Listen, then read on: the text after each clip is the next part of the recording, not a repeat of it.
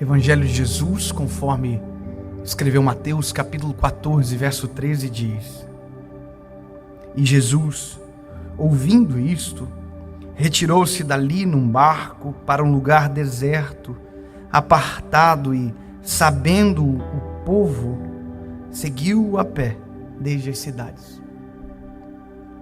Eu vou te dizer o que está acontecendo aqui.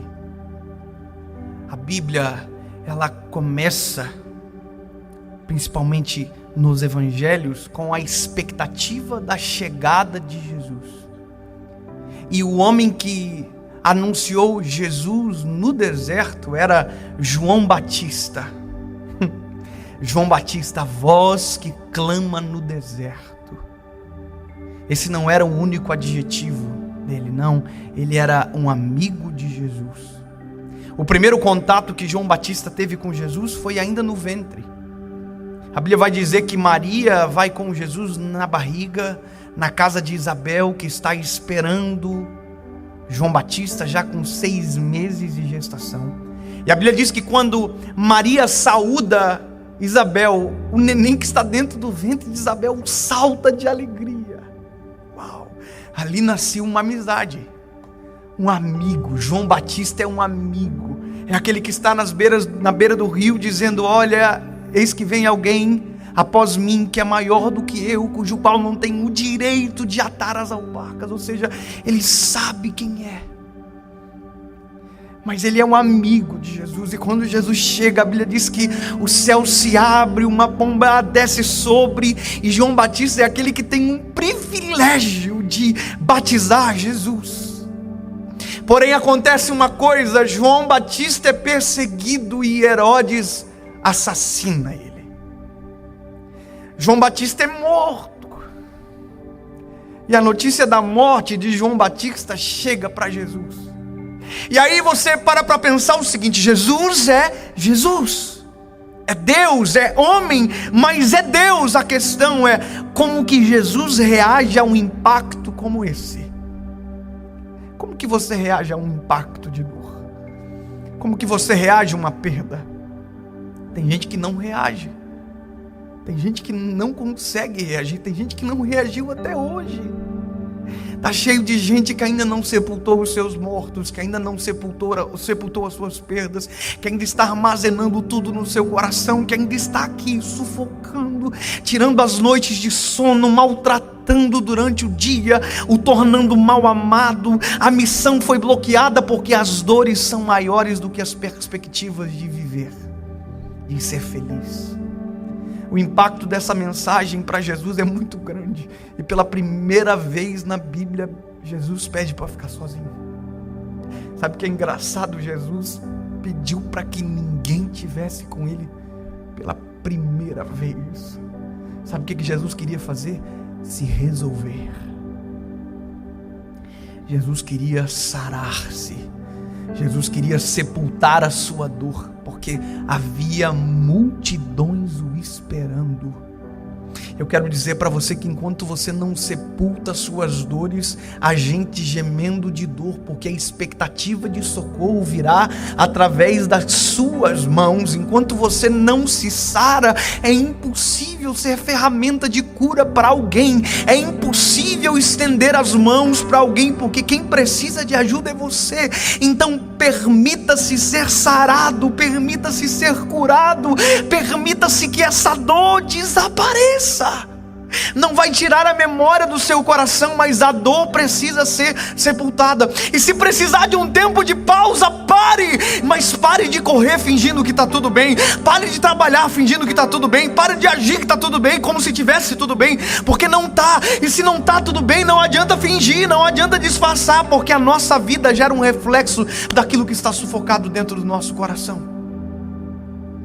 Eu quero dizer para você, Jesus foi para o meio do mar. Eu fico imaginando a cena, o nosso amado remando sozinho dentro do barco, a lágrima correndo, e os discípulos todos sem entender e saber o que viria após. Só que no meio dessa história, a multidão sabe que Jesus está na área. Então todo mundo por terra começa a seguir os passos da direção de Jesus. Mas Jesus não está curando ninguém agora. Jesus não está dando nenhum sermão, Jesus não está pregando, Jesus não está demonstrando amor, salvação, não. Jesus está demonstrando humanidade. Jesus está ensinando eu e você. Está doendo? Para. Está machucado? Para. Permita-se tratar. Está doendo? Para. Não está tudo bem? Para de fingir. Para de dizer que está tudo bem para os outros. Para de sorrir. Porque o sorriso está amarelo e todo mundo está percebendo. É melhor chorar agora, durante um dia, e rir depois a vida inteira, do que viver a vida inteira rindo de maneira falsa e chorando nas madrugadas e não ter sono suficiente para fechar os olhos e ter paz. Para.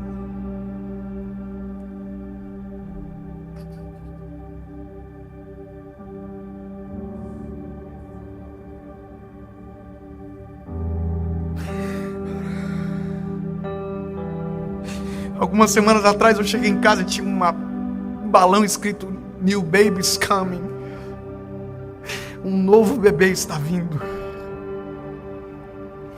E foi uma alegria gigantesca. Foi uma festa gigantesca. Mas passou alguns dias e a minha esposa percebeu que algo não estava normal. Não tinha mais bebê.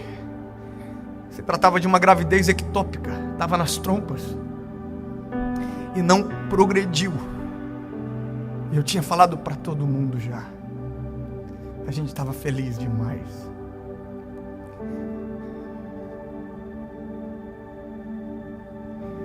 Eu tenho que aprender com Jesus.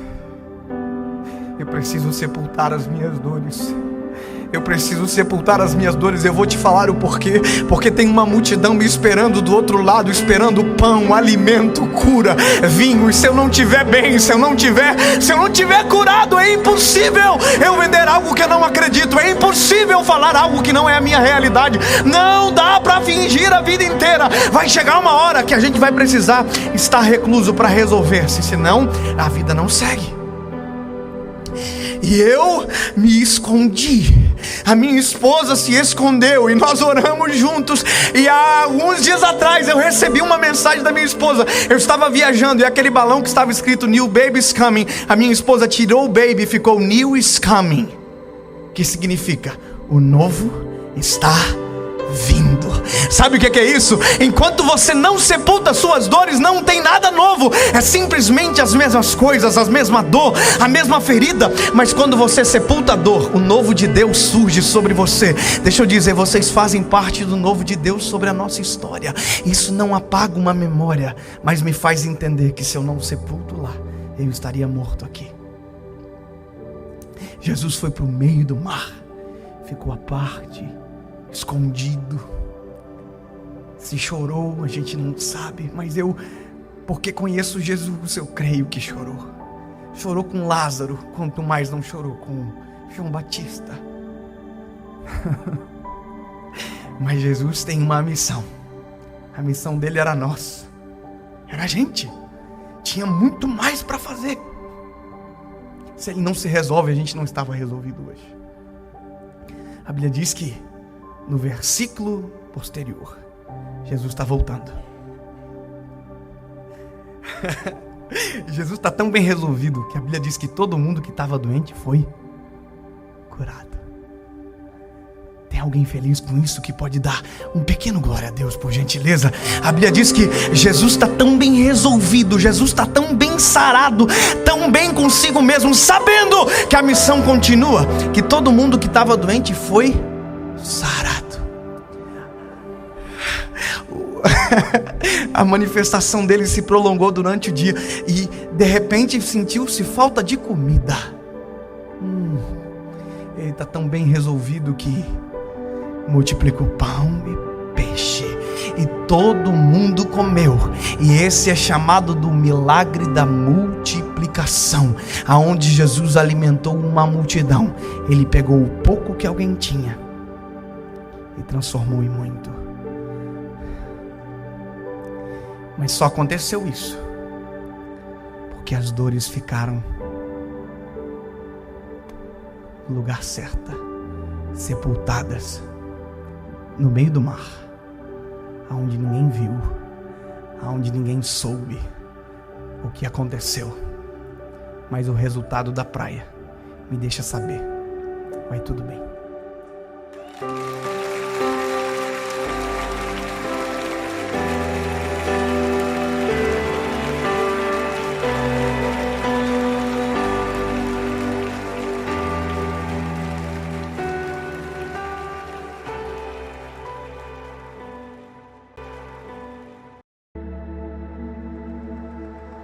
Provérbios, capítulo de número 3, versículo de número 5 diz: confia no Senhor de todo o teu coração e não te estribes no teu próprio entendimento.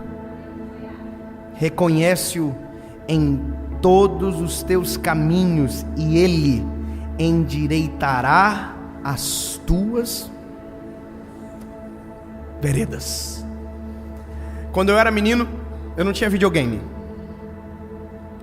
Porque eu não tinha. Porque não dava pra ter. Eu nunca tive muito equilíbrio assim. Eu sou do tipo de gente que você começa a assistir uma série, tem que ver até o final. Então se precisar virar à noite, eu confesso, eu virei à noite já assistindo uma série. Sabe aquela frustração de saber que você passou a noite inteira assistindo uma coisa?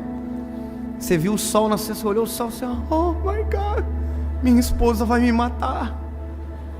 Eu nunca tive, assim, acho que Deus sabe o que deixa ter, o que não, porque se eu tivesse um videogame quando eu era menino, acho que eu tinha, bom, uma vez eu tive, por duas noites. Meu pai um dia chegou no meu quarto e disse: desliga o videogame. Eu não desliguei. Chegou no outro dia e disse: desliga o videogame. Eu não desliguei. Na terceira noite o videogame foi jogado na rua.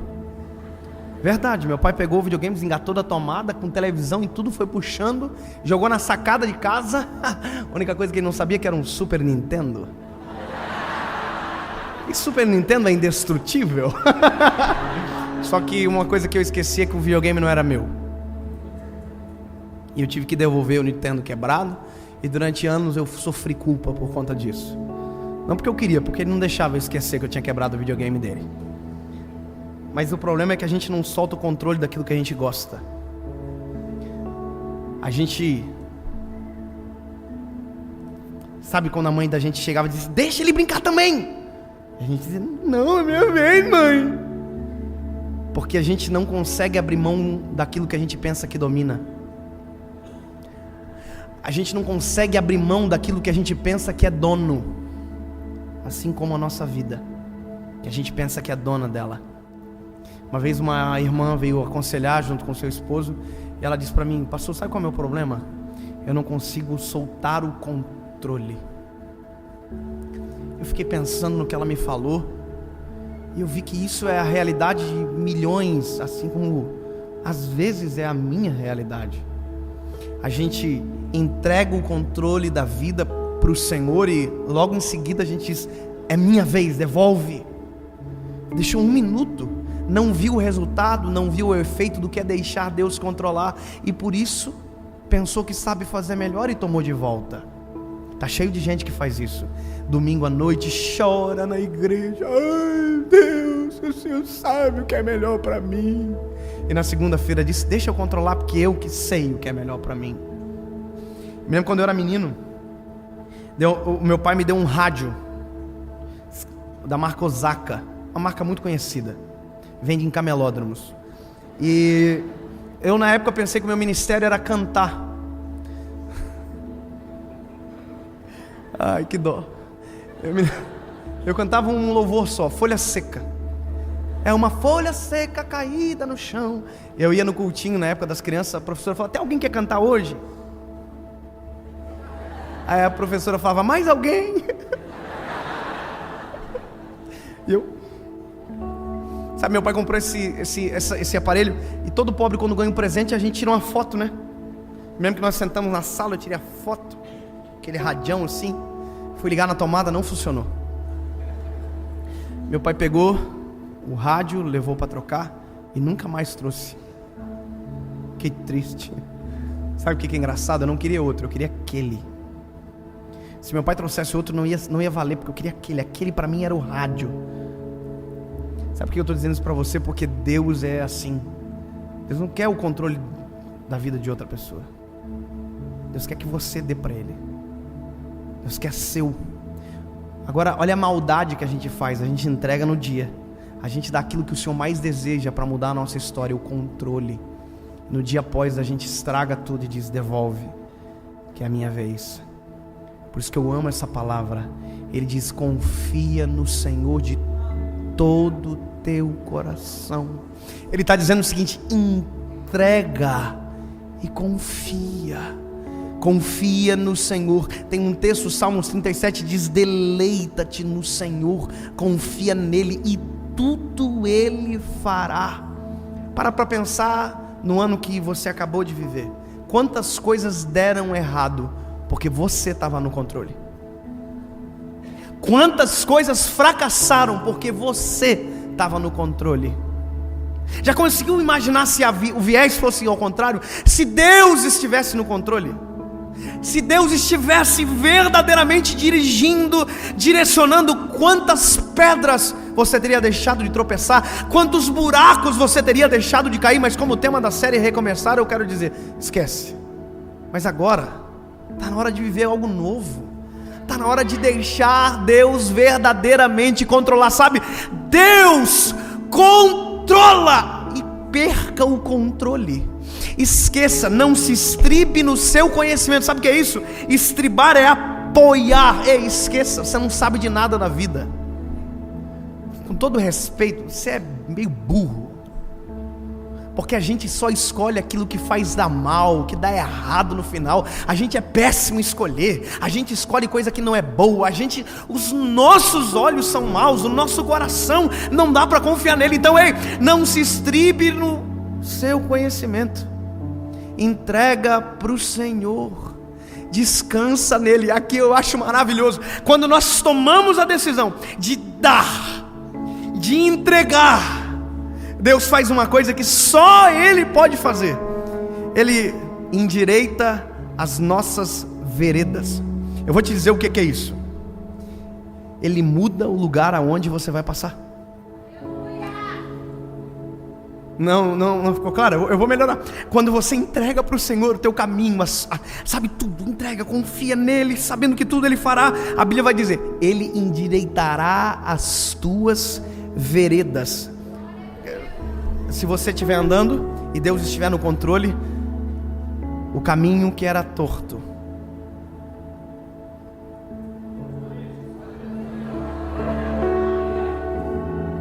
deixar Deus controlar não é ser um escravo, é ser inteligente.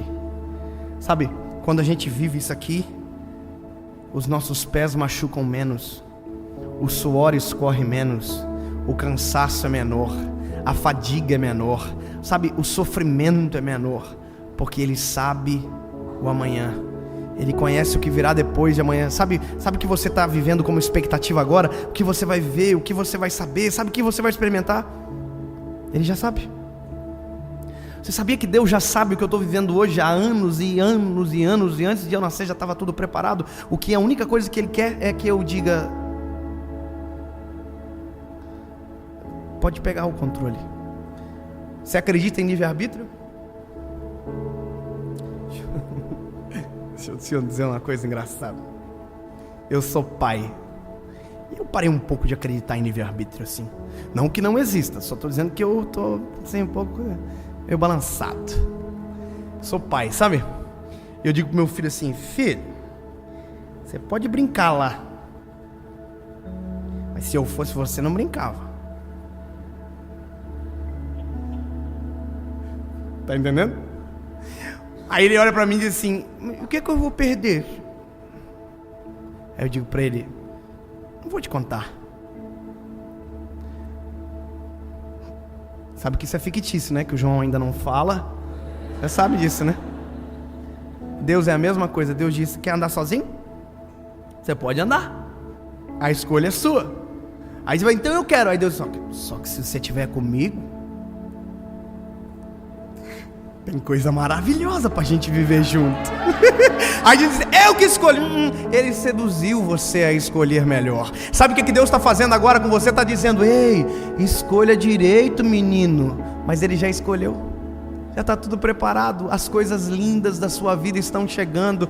Deus está preparando, Deus está cuidando, Deus está desenhando, está na palma da mão dele. Você só precisa dizer, tá bom, eu escolho. Mas Ele já escolheu há anos para você. Sabe, Deus já escolheu a pessoa certa para você. Deus já escolheu a faculdade para você. Deus já sabe o que é melhor do que para você. Ei, Provérbios 27, não presumas o dia de amanhã, pois não sabes o que ele trará. Sabe quem já está no amanhã? Aquele que controla a sua vida hoje. Agora, Ele já sabe para onde está te levando. Deixa Ele levar. Solta o controle, que Ele já virou o jogo.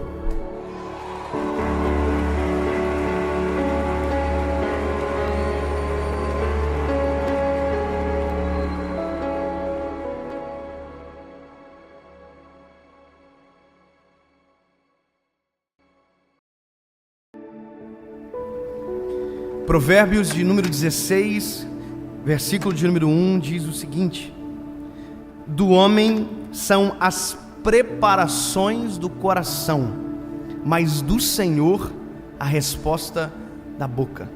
Uma outra tradução diz: o coração do homem pode até fazer planos, mas a resposta vem do Senhor. Sabe, ele está dizendo o seguinte, Provérbios, Salomão: você pode fazer planos, você pode sonhar, porque isso é lindo, maravilhoso. Mas veja, não esqueça de obter a resposta antes de viver aquilo que você mesmo planejou. Provérbios capítulo 14, verso de número 12 diz que há caminhos que para o homem são bons, mas o final é a morte. Ou seja, se eu não conheço o final, se eu não tenho a resposta, eu não tenho para onde ir. Sabe, a gente foi educado pelas histórias infantis, pela vida, talvez, posso dizer assim, que quando Deus cala, Deus consente.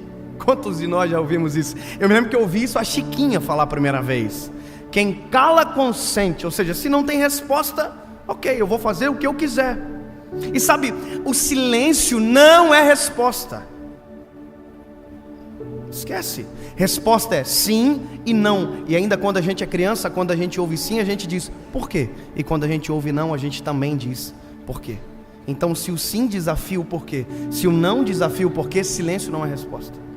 O problema disso é que, na ausência de paciência ou de tempo, a gente faz.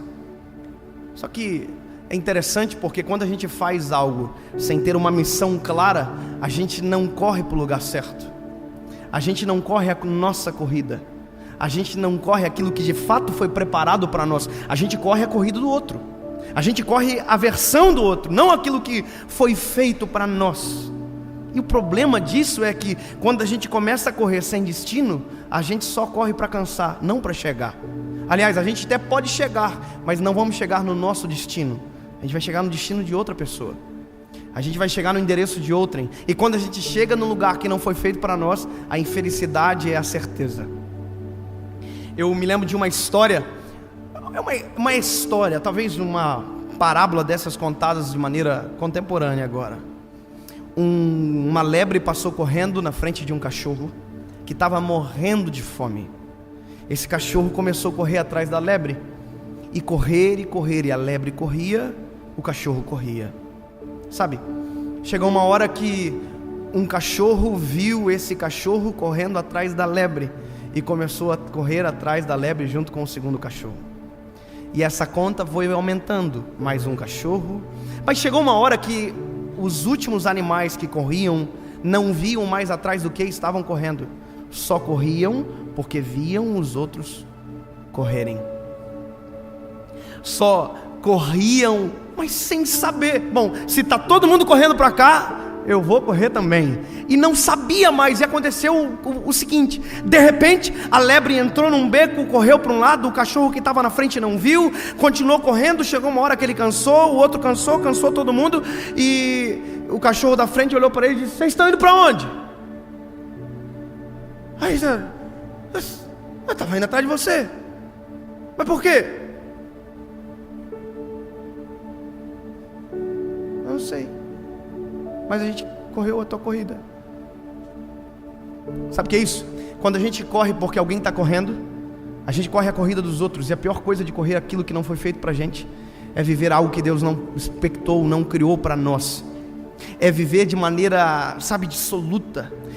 Isso acontece em várias áreas. Porque a gente acha bonito, a gente quer ser. Porque a gente acha especial, a gente quer fazer. Porque a gente acha que é bom para alguém, vai ser bom para nós. Eu quero dizer para você, não, aprenda. O bom de viver um recomeço é saber que uma nova história dá para viver agora de maneira diferente. Se até agora você viveu a expectativa de alguém para você, se até agora você viveu a expectativa dos outros ao seu respeito, está na hora de você viver a expectativa de Deus para a sua história. Está na hora de você viver a corrida dele para você. E se a corrida dele for para a esquerda e todo mundo estiver correndo para a direita, eu quero dizer para você que o endereço que você vai chegar é exatamente aquele que foi criado para você. E melhor coisa do mundo é estar onde Deus planejou a gente estar. Não tem nada melhor. Eu estudei durante 5 anos para ser advogado. E eu acho lindo a profissão do direito, acho maravilhoso. Eu me lembro que durante toda a minha aula, durante todo esse percurso de universidade, eu vislumbrava a faculdade, eu achava maravilhoso aquilo, e eu achava bonito. A minha mãe já dizia que eu era advogado, então ainda ficava muito melhor. Porque na minha família nunca ninguém havia se formado. Então a primeira corrida que eu assumi para me correr, não era a minha corrida, era a corrida da expectativa dos meus pais de ter um paradigma quebrado. Eu queria ser o primeiro da família a formar numa faculdade. Engraçado, né? E eu consegui. Engraçado que eu consegui formar. E quando eu me formei, eu me lembro que no dia da formatura eu fui chamado para ser o orador da turma. Aquele que faz o discurso. E no dia do discurso eu já era um pregador da palavra. Eu já era um evangelista, eu já fazia isso que eu estava fazendo, que eu faço agora, eu já fazia. Só que eu estava ainda correndo uma corrida que não foi feita para mim correr. Eu dei palestra na faculdade durante 4 anos, porque o meu sonho, ou o que eu pensava ser o meu sonho, era ser um professor universitário. Não era a minha corrida, mas era a corrida que eu estava correndo. E sabe o que é ruim de correr algo que não foi feito para a gente correr? É que o cansaço é redobrado. Porque o mesmo caminho que você faz para ir, você tem que fazer para voltar. Porque você tem que abrir mão. A não ser que você queira viver uma corrida eterna que não foi feita para você correr. A não ser que você queira ir para um lugar que não foi feito para você chegar. Aí a pergunta sempre vai ser Deus olhando para você dizendo: tá indo para onde? É para cá. E a gente, não, é para cá. E Deus está dizendo, para cá. No dia da minha formatura, eu fui fazer o discurso. E eu nunca fui bom de preparar esboço, nunca fui bom de escrever mensagem. Eu sempre gravo, eu tento gravar pelo menos na cabeça, criar uma ordem lógica para poder falar. E eu passei o dia inteiro preparando aquela palavra. O pregador sempre prega, né? E eu estava preparando uma palavra, mas era para a formatura. Tinha 400 alunos atrás. E eu cheguei no ápice da minha mensagem. Eu olhei para trás, todo mundo formando bonito, aquela roupa, aquela beca de formatura, que a minha mãe olhava para mim, os olhinhos dela brilhavam com aquilo. E todo mundo da família lá e tal. E eu olhei para aquela galera e disse: olha, daqui sairão os doutores do Brasil. Uau, Joinville. Porque eu estava empolgado. Daqui sairão os juízes de direito, os desembargadores, os promotores de justiça. E durante a faculdade eu via essas pessoas. Porque durante a faculdade você já consegue ver quem é o que não parece que não vai dar nada, né? Que é meio burrão a faculdade inteira, que não dá moral para nada. E pior que tem gente que surpreende. Você olhou a faculdade inteira e disse, no final o cara vira o juiz que vai sentenciar o processo seu. Aí você chega lá e fala assim, oh, Vossa Excelência.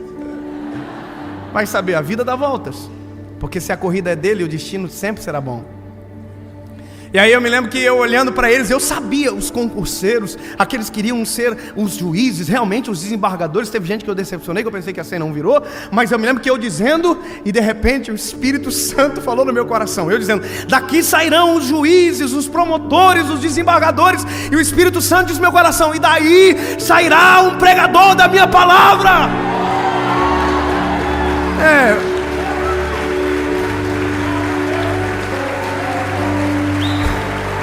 Você aplaude porque não é você que estudou 5 anos, que correu uma corrida que não era para correr, que fez um esforço que não precisava fazer, que poderia estar vivendo antes aquilo que Deus sonhou. Se tivesse antes de correr perguntado: devo ir? É para cá que eu devo correr? É para esperar-se a resposta. Sabe o que mais dói o meu coração? É saber que durante tempos da minha vida eu caminhei para uma direção que não foi feito para me percorrer. Sabe, o Espírito Santo dizendo no meu coração: um pregador da minha palavra. E a lágrima começou a correr. 5 anos estudando aquela faculdade, fazendo prova, sabe, trabalho, TCC, e o Espírito Santo dizendo: um pregador da minha palavra, um pregador da minha palavra. E eu: juízes, pregador da minha palavra, advogado, pregador da minha palavra. Sabe o que o Senhor estava dizendo? Você quer a resposta do caminho que eu fiz para você? Ei, eu fiz você para isso. O caminho seu é para cá. Se quiser andar para cá, faça o seu caminho sozinho, mas não esqueça: há caminhos que para o homem parecem bons, mas o fim deles é a morte. Sabe que eu estou dizendo isso para você? Não estou lhe dizendo que você será um pregador, não estou lhe dizendo que você será um obreiro, que você será um pastor, que você será um empresário, que você será um advogado, que você será um juiz. Não, porque essa resposta não é eu que te dou. Essa corrida é minha. Essa corrida aqui é minha. Tem gente no Brasil que já fez igual. Gravou vídeo sentado, com o microfoninho na frente, com as luzinhas atrás, com o teclado num lado. Mas isso aqui não é o segredo. Isso aqui não é o segredo. Isso aqui não é o segredo. Isso aqui não é o segredo. Isso aqui não é o segredo. O segredo é quem fez a corrida para eu correr. E o segredo é quando eu digo: ei, eu vou fazer aquilo que Deus fez eu para viver. E that's it. Deus tem uma corrida para você. Deus tem uma história para você. Ei, tá na hora de recomeçar. Dá um replay. Volta onde você parou. Volta onde você desistiu. Volta onde você não deveria ter parado. Chega no destino e diz: Senhor, para onde eu devo ir? Se Ele dizer para a direita, vá. Se Ele dizer para, espera. Espera, porque o caminho será feito, nem que seja no deserto.